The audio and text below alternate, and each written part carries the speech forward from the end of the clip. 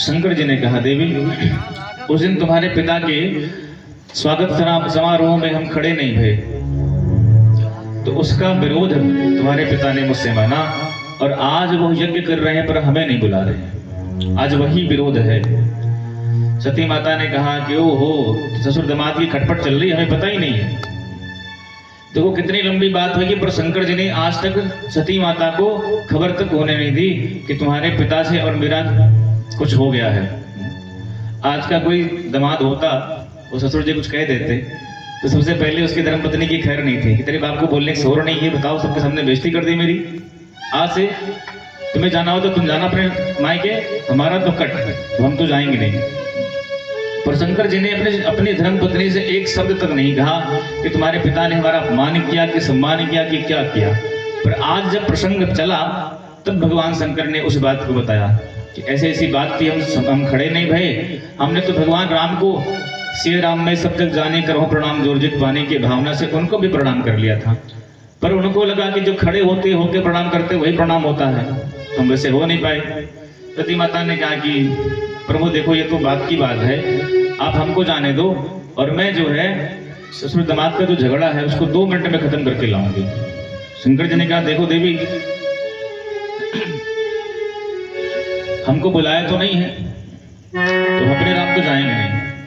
सती माता ने कहा देखो प्रभु, ऐसे अवसरों पर ही अपने से खास जो लोग होते हैं उनसे मिल पाते हैं, नहीं तो किसके पास समय कहाँ है कि किसी रिश्तेदार के घर कोई जा सके। आज इतना बढ़िया अवसर मिला है तो आप चलो ना साथ हमारे। शंकर जी ने कहा देखो देवी, मैं तो जाऊंगा नहीं, क्योंकि बिना बुलाए यदि कहीं हम जाते हैं तो वहां क्या सम्मान नहीं मिलता है, अपमान ही होता है। सती जी ने कहा कि महाराज पिता के घर, गुरु के घर तो हम जा ही सकते हैं बिना बुलाए। भगवान शंकर ने कहा बिल्कुल जा सकते हैं, लेकिन जहां जब वो हमारा कोई विरोध वहां करने वाला ना हो तब। बहुत बार कहा, नहीं माने सती मैया। शंकर जी ने कहा अपने कुछ गणों को भेजा और बोले ले जाओ उनको संग में छोड़ के आओ वहां पर। सती माता के संग में नंदीश्वर आदि जो गण हैं, श्रृंगी नंदीश्वर आदि, उनके संग में आ गई है हरिद्वार। और यहाँ देखा तो क्या, दक्ष ने देखते ही मुंह घुमा लिया अपनी पुत्री को। सती माता ने देखा तो बहुत ठेस पहुंचा कि बताओ ये मेरे पिता हैं, मुझे देखते ही मुंह घुमा लिया। शंकर जी ने कहा था देवी, मैं तो अपमान की घूंट सह भी गया, पर मैं तुम्हारे स्वभाव को जानता हूं, तुम्हारा अपमान यदि होगा तो तुम सह नहीं पाओगी, इसलिए मेरा कहना मानो तो मत जाओ। पर सती मैया को आज वही बात याद आ रही है कि मेरे पिता ने मुझे देख के न तो ये कहा कि बिटिया कैसी हो, मैं भूल गया तुमको निमंत्रण देना, कुछ नहीं, बस देखते ही मुंह घुमा लिया सीधे। बड़ा कष्ट भैया। बहनें मिली तो उन्होंने भी बहुत तरह से उलाहना देते हुए मिली कि हाँ सुना था कि जीजा जी से झगड़ा हो गया था और पिताजी ने तुमको निमंत्रण नहीं दिया, पर बहन तुमने अच्छा किया आ गई, अपने घराने में कौन सा संकोच। लेकिन यदि सबसे अधिक किसी के हृदय में सती की ना आने की पीड़ा थी तो उनकी माँ प्रसूति के हृदय में थी। और जैसे ही उनकी माँ ने देखा तो सादर भल ही मिली एक माता, सादर भले मिली एक माता, भागनी मिली बहुत मुस्काता, सादर भले मिली एक माता, सादर भले मिली एक माता, भागनी मिली बहुत मुस्काता, भागिनी मिली बहुत मुस्काता। सादर भले ही मिली एक माता, एक उनकी मैया ही बड़े प्रेम से मिली और उन्होंने कहा कि बिटिया मैं क्या बताऊं तुम्हारे पिता की बुद्धि में क्या हो गया है। मैं अपने खास से खास रिश्तेदार को कोई भूल सकता है, पर मैं क्या करूं, और तूने बड़ा अच्छा किया तू आ गई। तब थोड़ा संतोष हुआ सती माता को, चलो कोई बात नहीं, मान तक मुझे कम सम्मान किया मेरा। लेकिन जब यज्ञ मंडप में गई और वहां भगवान शंकर का भाग नहीं दिखा उस यज्ञ मंडप में, तब बड़ा कष्ट हुआ। तब शंकर जी की बात याद आई, क्योंकि पति पत्नी जो है अपना अपमान सह सकती है, पर अपने पति का अपमान अपनी मायके में कभी नहीं सह सकती है।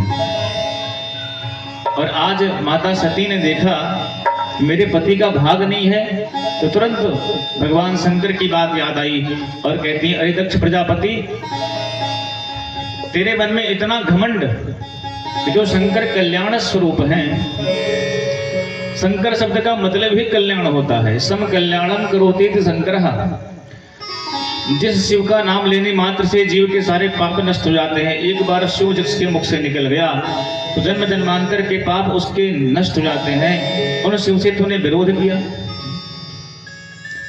और उन शिव के अपमान के लिए तूने ये यज्ञ को किया है, ठाना है, तो ध्यान रखना, जो कल्याण स्वरूप भगवान शंकर हैं उनके विरोध के लिए तुमने ये यज्ञ किया है, ये कभी पूर्ण नहीं हो सकता है।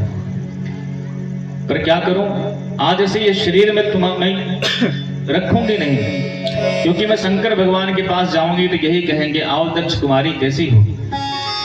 आज मुझे पता लगा कि मेरा जन्म एक शिवद्रोही के हाथों हुआ है। मेरे हृदय में, मेरे धामनी में शिवद्रोही का खून बह रहा है। इसलिए आज मैं इस शरीर को इसी यज्ञ मंडप में नष्ट करूंगी। और सुनहु सभासद सकल मुनिंदा, कही सुनी जिन शंकर निंदा। सो फल तुरत लहब सब काहू, भरी भांति पछताव पिताहू। सती माता कहती हैं, मुनीश्वरों सुनो, सुनहु सभासद सकल मुनिंदा। जिसने भगवान शंकर की कही निंदा कही और अपने कानों से निंदा सुनी, उन दोनों को फल भोगना पड़ता है। और इस यज्ञ में आप लोगों ने उनके अपमान के लिए जो यज्ञ हो रहा है उसमें मेरे पिता का सहयोग किया है। आप सब उस फल को भोगोगे। और अस कहि योग अगिन तनु जारा, भयों सकल मख हाकारा।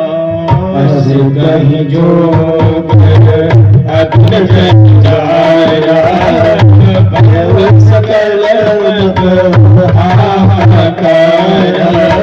अस कहि योग अगिन तनु जारा, भयों सकल मख हाकारा। सती माता ने ऐसा कहते हुए अपने शरीर को वहीं पर विसर्जित किया है योगाग्नि के माध्यम से। और नंदीश्वर आदि ने जब उस यज्ञ को विध्वंस करने की इच्छा रखी तो भृगु महाराज ने रक्षोहण मंत्र से उस यज्ञ की रक्षा करी। लेकिन नारद जी आए और शंकर जी को सारी खबर सुनाई तो भगवान शंकर ने अपने सिर की एक जटा उखाड़ करके फेंकी और उसी से वीरभद्र प्रकट हो गए। बोले वीरभद्र भगवान की जय। वीरभद्र ने कहा, महाराज बताइए क्या करूं? तो भगवान शंकर ने कहा, दक्षम से यज्ञम जहि। दक्ष को यज्ञ के सहित नष्ट कर दो। वीरभद्र सारी सेना को लेकर के आए हैं और अंततो गत्वा पूरे यज्ञ मंडप को तहस नहस कर दिया है। भूत प्रेत आदि रायते का जो कुंड बना हुआ था उसमें हर हर महादेव करके गोता लगाते हैं महाराज। सारा यज्ञ मंडप विध्वस्त कर दिया और बोले ये जितने देवता थे उन सबको खंडित कर दिया। सारे देवता भागे तो सबने पकड़ लिया। बोले महाराज यज्ञ में आपने भाग लिया है तो कम से कम भाग लेके जाओ, ऐसे बिना भाग ले क्यों भाग रहे हो? पूषा जो ऋषि थे, पूषा देवता जो थे, उनको एक मुक्का मारा वीरभद्र ने, उनके सारे दांत पत्ती से बाहर। भृगु महाराज अपनी दाढ़ी पर हाथ घुमा घुमा करके खूब हंसी मजा ले रहे थे तो एक ही झटके में उनकी दाढ़ी फाड़ दी। भग नाम के जो देवता थे वो आंख मटका मटका के पहुंच रहे थे, उनकी दोनों आंखें निकाल दी। सबको चित्तबद्ध कर दिया वीरभद्र ने और बोले कि इस यज्ञ का यजमान कौन है? तब जाकर के दक्ष को सामने रखा और तुरंत एक ही झटके में सिर को धड़ से अलग कर दिया और उस सिर को पकड़ करके उस यज्ञ कुंड में भगवान शंकर का नाम लेकर के आहुति दे दी। बोले शंकर भगवान की। और जब दिया तो यज्ञ खंडित हो गया। सारे देवता बड़े पीड़ित हुए भैया, ब्रह्मा जी के पास में गए दौड़े दौड़े, सरकार विधाता कुछ कृपा करो, हम तो भाग लेने गए थे तो भाग तो मिला नहीं, हमारा ही भाग चला गया। किसी का दांत टूटा, किसी का दाढ़ी उगड़ी, किसी की आंख चली गई। ब्रह्मा जी ने कहा भाई देखो, इस यज्ञ में मुझे भी बुलाया गया था और भगवान नारायण को भी बुलाया गया था, पर ना मैं गया ना भगवान नारायण गए, क्योंकि जहाँ शंकर का अपमान हो रहा था वहाँ भगवान नारायण और ब्रह्मा जी कैसे जा सकते थे, तो तुम लोग क्यों गए? सारे देवताओं ने कान पकड़ा, महाराज आप खाई सो खाई, आगे खाए सो राम दुहाई, अब की बार कुछ रक्षा करो। शंकर जी के पास में आए, आनंद मग्न बैठे हुए थे। शंकर जी ने कहा भाई बताओ। ब्रह्मा जी ने कहा हे महादेव, अब कृपा करके उस यज्ञ को पूर्ण कीजिए। शंकर जी ने कहा भाई यज्ञ तो कब पूर्ण करें, जब यज्ञ में कुछ भाग मिले। यज्ञ में हमको भाग मिलना नहीं तो जाना क्यों? सारे देवताओं ने कहा महाराज, आज से हम देवताओं ने यह निर्णय किया है कि सामग्री, यज्ञ सामग्री में जो कुछ बचेगा अंत में वो सब शिव का ही भाग होगा। सारे देवता भगवान शंकर प्रसन्न हो गए, बोले ठीक है चलो। यज्ञ मंडप में महादेव आए हैं, बोले बुलाओ यजमान को। बोले महाराज यजमान तो स्वाहा हो गया, सर तो स्वाहा हो गया, धड़ वो पड़ा हुआ है। और जैसे ही अपने ससुर जी पर शंकर जी की दृष्टि पड़ी तो महादेव को करुणा आ गई, क्योंकि शंकर जी कौन है? बोले कर पूर्ण गौरम करुणावतारम संसार सारम भुजगेंद्रहारम। शंकर जी करुणा अवतार है।